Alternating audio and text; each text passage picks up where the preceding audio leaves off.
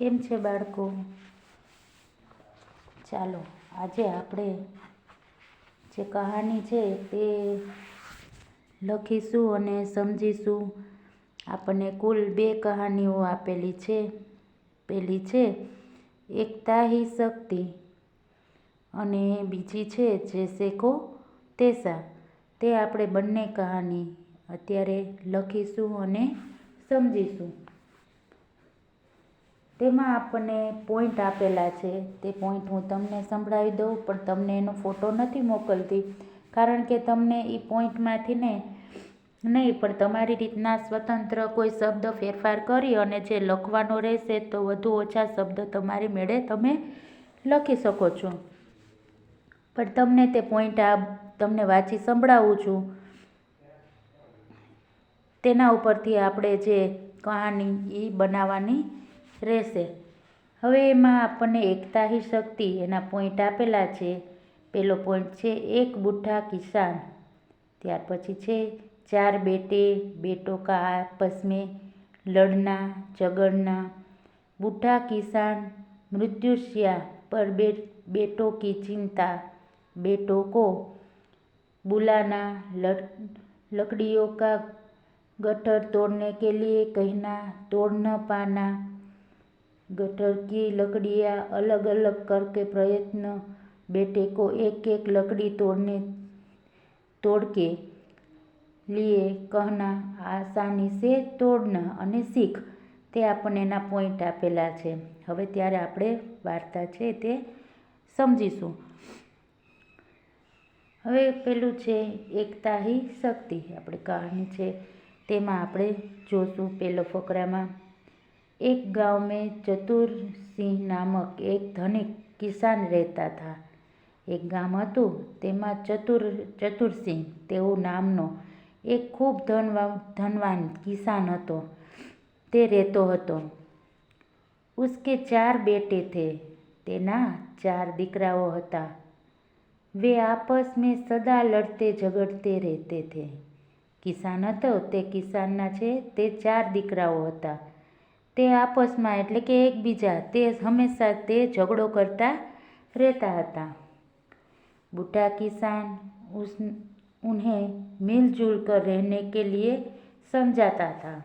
હવે જે વૃદ્ધ મોટી ઉંમરનો જે કિસાન હતો તે હંમેશા તેના બાળકોને એના છોકરાઓને તે હંમેશા સમજાવતો હતો કે મળી જુલીને રહેવું જોઈએ. पर पिता की सीख का उन पर कोई असर न होता था. એના પિતા છે તેને શીખ આપતા હતા, એને સમજણ આપતા હતા, પણ એની સમજણની કોઈ પણ એને અસર, એની શીખની કોઈ અસર તે છોકરાઓ ઉપર ન થતી હતી. એક બાર ચતુરસિંહ બીમાર પડા.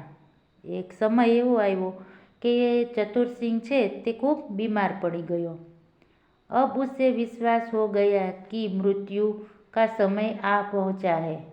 હવે તેને એવો વિશ્વાસ આવી ગયો હતો, પોતે ખૂબ બીમાર થયો એટલે કે હવે મારું મૃત્યુ થઈ જશે, મૃત્યુનો સમય હવે નજીક આવી ગયો એવું તેને લાગવા માંડ્યું. उसे अपने बेटों की बहुत चिंता हो रही थी.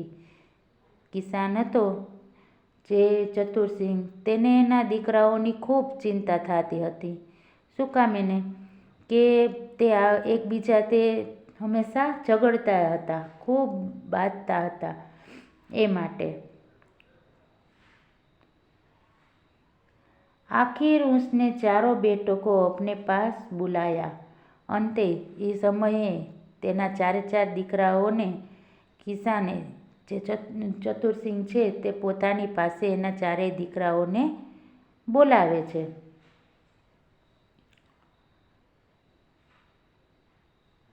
फिर उसने लकड़ी का एक गठरी भंगवाया. उसने बारी बारी से हर बेटे को वह गट्ठर तोड़ने के लिए कहा. એના પિતાએ જે છે ચતુરસિંહ તેને એક જે લાકડીનો જે ભારો હોય છે તેને એક સાથે લઈ આવ્યા અને એને તોડવાનું કીધું. બધા એને વારાફરતી એના દીકરાઓ તે તોડવાની કોશિશ કરે છે.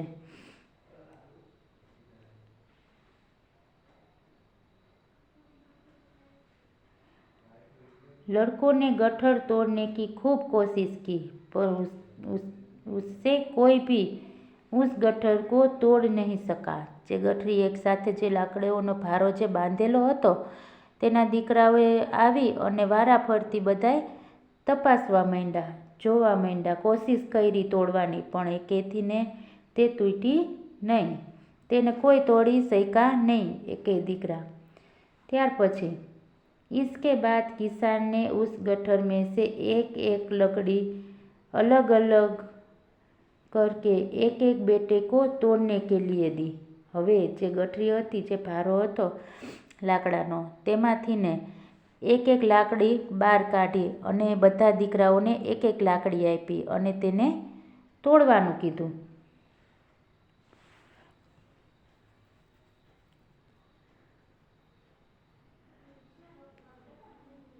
अब सब ने लकड़ी आसानी से तोड़ डाली, कारण કે એક જ હતી ને એટલે એક એક લકડી હતી તો બધા દીકરાઓએ આસાનીથી એક એક લકડી હતી એ તોડી નાખી। तब किसान ने उससे कहा, अच्छा बताओ, जब ये लकड़ियाँ गट्ठर के रूप में बंधी हुई थी तब तुम इन्हें क्यों नहीं तोड़ सके। પછી એના પિતા છે તેને સમજાવે છે કે બધાએ એક એક લાકડી તો આપી, એ તોડી નાખી, પણ એ જ લાકડી હતી એ ગઠરીમાં એટલે કે એક સાથે બાંધેલી હતી ભારામાં, તો એને કેમ તમે તોડી ન શક્યા, એવો એને પ્રશ્ન કરે છે। बेटों ने कहा, पिताजी पहले ये लकड़ियाँ गट्ठर में एक साथ बंधी हुई थी, इसलिए हम उन्हें तोड़ नहीं पाए। कारण કે હકીકત જ હતી કે એ બધી લાકડીઓ છે તે ભેગી હતી, એક ગઠરી રૂપે સ્વરૂપમાં તે એક સાથે બધી હતી એટલે એને તોડી ન શક્યા, એવું એને કહે છે। તબ બુઢે કિસાનને ઉन्हें સમજાયા, તે જવાબ આપે છે તેનો દીકરો કે ભાઈ એક સાથે લાકડી બાંધેલી હતી, ગઠરીમાં હતી, ભેગી હતી એટલે એને તોડી ન શક્યા। તો એ કિસાન છે તે એના દીકરાઓને તે સમજાવે છે, કહે છે, प्यारे बेटो, गट्ठर में बंधी लकड़ियाँ की तरह तुम लोग भी संगठित रहोगे तो कोई तुम्हारा कुछ भी बिगाड़ नहीं सकेगा। હવે એને ઉદાહરણ આપ્યું છે અને કહે છે કે જેમ લાકડીનો ભારો એક સાથે છે તો એ તોડી નથી શક્યા, તો એવી જ રીતના તમે બધા સંપીને એક સાથે ભેગા રહ્યો તો કોઈ તમને જુદું ન પાડી શકે। प्यारे बेटो, गट्ठर में बंधी लकड़ियाँ की तरह तुम लोग भी संगठित એટલે કે એક સાથે ભેગા મળીને રહો તો કોઈ तुम्हारा कुछ भी बिगाड़ नहीं सकेगा, એટલે કે કોઈ તમારું કાંઈ પણ બગાડી ન શકે। बूढ़े पिता की यह सीख सुनकर चारों बेटों की आंखें खुल गई। હવે એના વૃદ્ધ પિતા છે તેને કહે છે, તો એને કહેવાથી ને તે પોતાના દીકરાઓ છે તેની આંખ ઉઘડી ગઈ અને કહે છે, उन्हें मिलजुल कर रहने का निश्चय किया। ત્યાર પછી તેના દીકરાઓ છે જે ચતુરસિંહના તે બધા દીકરાઓ ત્યાર પછી તે હળીમળી અને સાથે રહેવાનો તેને નિશ્ચય કરી લીધો।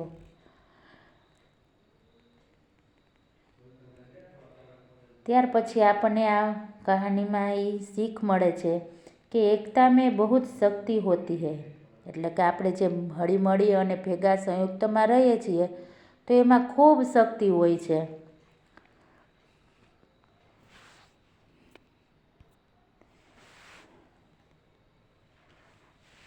ત્યાર પછી આપણે જે કહાની છે તે છે જૈસે કો તૈસા।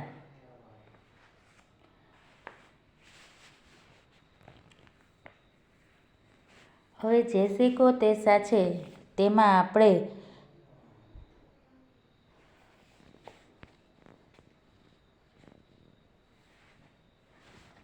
જે પોઈન્ટ આપેલા છે તે બોલી જાઓ, તે પોઈન્ટનો ફોટો તમને મોકલેલ નથી, કારણ કે તમારે આ વાર્તા તમારી રીતના તમારા શબ્દમાં કોઈ સ્વતંત્ર લખવી હોય તો તમે લખી શકો છો।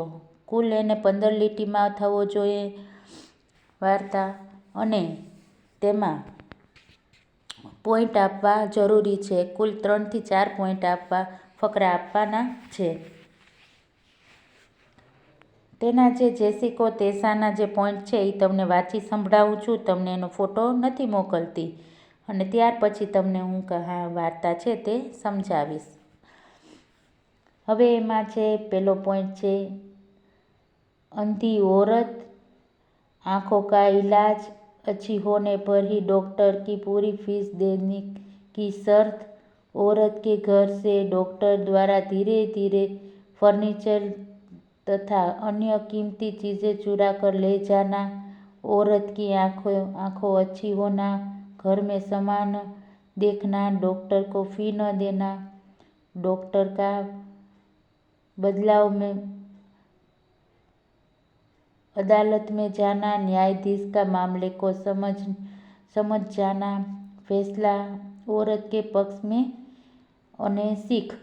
હવે આ પોઈન્ટ આપેલા છે તે વાંચી સંભળાવ્યા છે. મેં તમને એનો ફોટો નથી મોકલેલો. આપણે હવે જે કહાની છે જૈસે કો તૈસા તે સમજીશું અને લખીશું. તેમાં છે આપણને પહેલો ફકરો છે. તેમાં એક ધની औरत अकेली रह रही थी. उसके घर में कीमती फर्नीचर और दूसरी भी बहुत सी कीमती चीज़ें थी. एक ખૂબ ધનવાન औरत હતી, એક સ્ત્રી હતી. તેના ઘરમાં ખૂબ ફર્નિચર હતું, કિંમતી વસ્તુઓ હતી અને તેમાંની સાથે સાથે ઘણી બધી ખૂબ કિંમતી વસ્તુઓ પણ હતી. एक दिन उस औरत की दृष्टि अचानक चली गई. હવે તે ખૂબ ધનવાન હતી, તેની પાસે ઘણું ફર્નિચર તો હતું જ, પણ બીજી ઘણી બધી ચીજો હતી જે ખૂબ કિંમતી હતી અને એક દિવસ તેની અચાનક જ તેની આંખ છે એ વહી ગઈ. उस औरत ने आँखों के इलाज के लिए एक डॉक्टर को घर बुलाया. હવે તે સ્ત્રી છે તેને આંખનો ઈલાજ કરવા માટે ડૉક્ટરને તેની ઘરે બોલાવ્યો. उसने यह शर्त रखी कि आँखें अच्छी होने पर ही वह उसे पूरी फीस देंगे. ડૉક્ટરને શરત માન લી. હવે તે औरते છે તે ડૉક્ટરને શરત લગાડે છે. શરત લગાડવાથી ને કહે છે કે મારી જે આંખ છે એ સરસ થઈ જાય પછી તમારી જે ફી છે એ હું તમને આપીશ.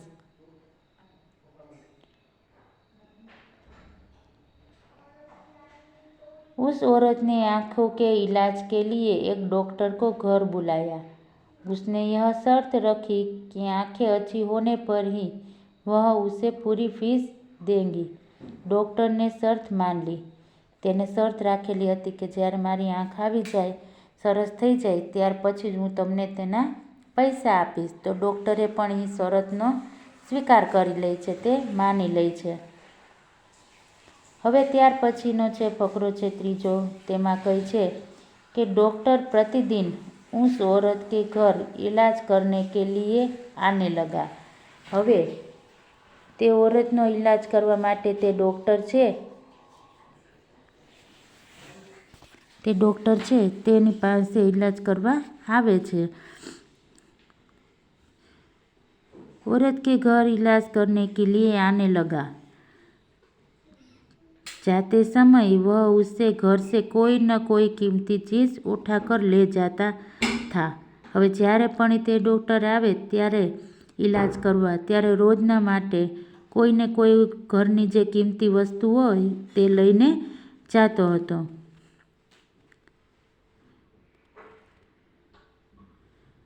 वह सोचता था कि औरत को कुछ दिखाई तो देता नहीं, उसे चोरी का पता कैसे चलेगा. એ ડૉક્ટર હતો તે એવું વિચારતો હતો કે આ औरतને દેખાતું તો નથી, તો એ ચોરી થઈ છે એનો અંદાજ કોને કહેશે, કોની પાસે लगावे. इस तरह उसने अंधी औरत के घर से कई कीमती चीज़ें गायब कर दी. તેવી જ રીતના તે સ્ત્રી છે તેના ઘરની જે કિંમતી વસ્તુઓ હતી તે બધી ગાયબ કરી દીધી. धीरे धीरे औरत की आंखें अच्छी होने लगी। હવે થોડા થોડા સમય પછી તે ડૉક્ટર એની સ્ત્રીની જે આંખ છે એ સારી થવા લાગી। ડૉક્ટર કી ચોરી કા ઉસે પતા ચલ ગયા। હવે ડૉક્ટરની ચોરીનું છે તેની ખબર તે સ્ત્રીને પડી ગઈ।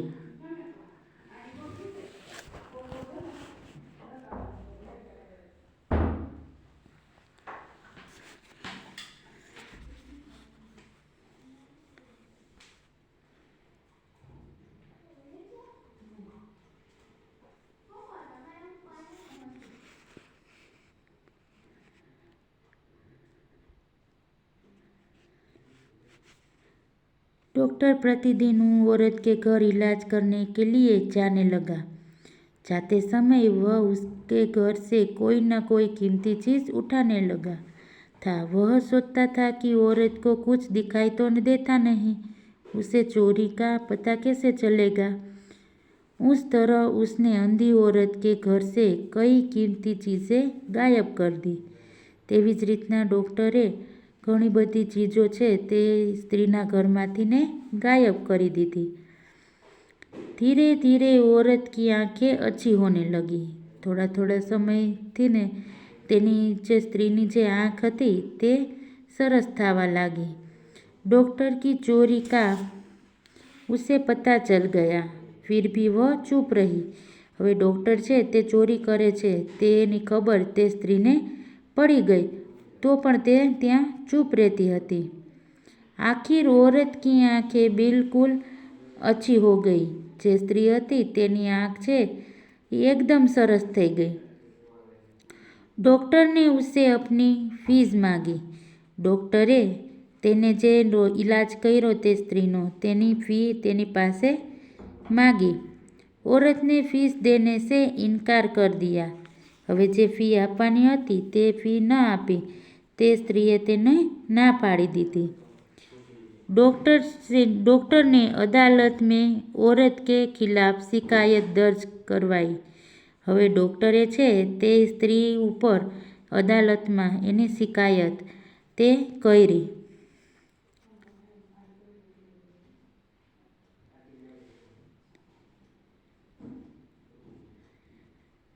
न्यायाधीश ने औरत से कहा, इस डॉक्टर के इलाज से अब तुम्हारी आंखें अच्छी हो गई है, अतः तुम्हें इसकी फीस चुका देनी चाहिए।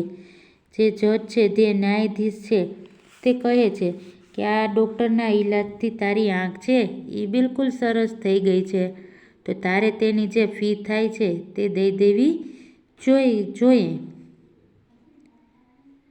औरत ने कहा, यदि मैं देख सकती तो मुझे अपने घर का सारा फर्नीचर और अन्य कीमती चीजें क्यों दिखाई नहीं देती। એટલે કહે છે કે જો મારી આંખ બરોબર જ થઈ ગઈ છે તો જે મારા ઘરમાં જે કિંમતી વસ્તુ હતી એ અને ફર્નિચર જે છે એ મને કેમ હજી નથી દેખાતું। એટલે એનો મતલબ એમ કે મારી આંખ હજી સરસ નથી થઈ। એટલે સામેથી એને પ્રશ્ન કરે છે।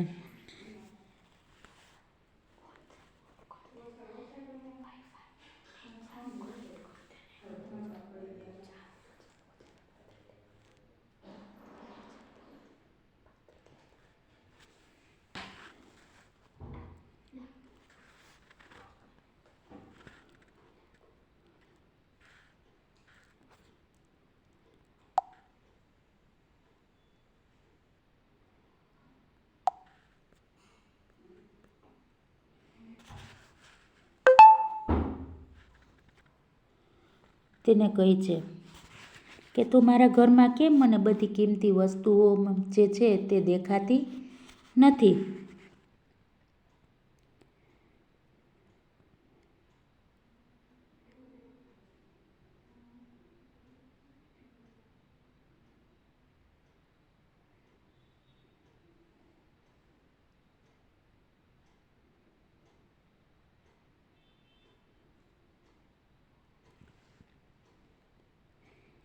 ન્યાયાધીશ સારા મામલા સમજ ગયા। હવે ન્યાયાધીશ છે તે પોતે શું વાત છે તે સમજી ગયા। तुमने इस औरत के घर से जो जो चीज़ें चुराई है उन्हें लौटा दो।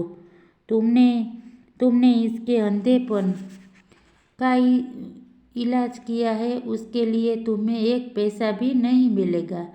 यही तुम्हारी सजा है।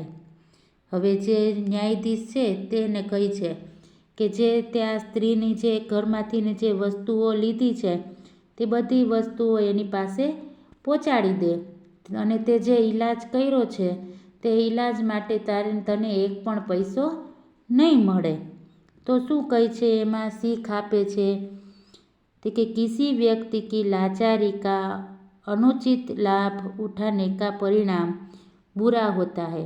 कोई व्यक्तिनी जे मजबूरी है, जेनी लाचारी है, एनो फायदो क्यारे पण उपाड़वो न जोईए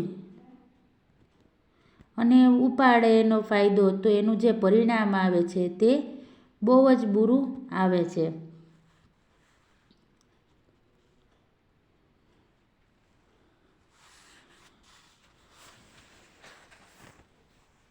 આપણે જે બે વાર્તાઓ આપણે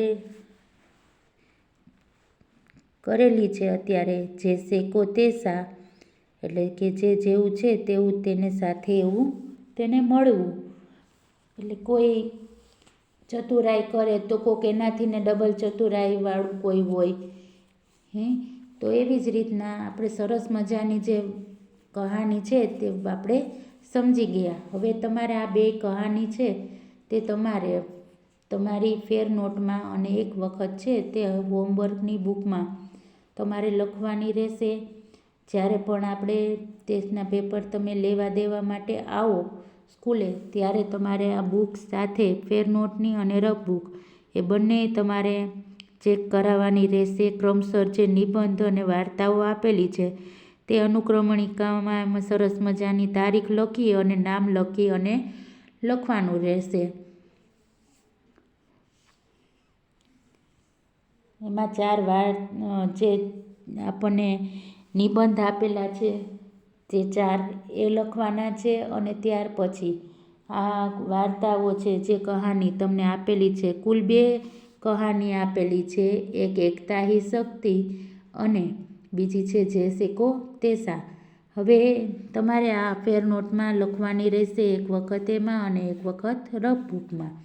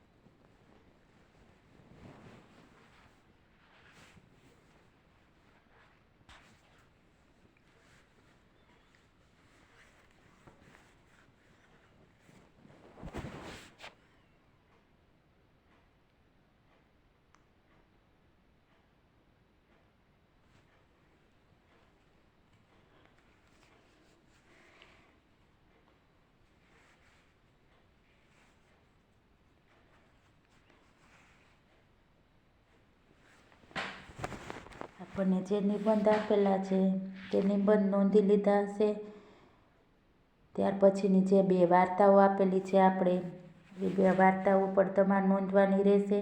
ત્યાર પછીનો જે વિડીયો લેક્ચર હશે તે વિડીયો લેક્ચરમાં તમને પત્ર લખાવવામાં આવશે, જે પૂછવાની જે શક્યતા હશે તે તમને પત્ર લખાવીશ અને સમજાવીશ। ત્યાર પછી પાછા આપણે વિડીયો લેક્ચરમાં મળીશું। હરિઓમ બેટા।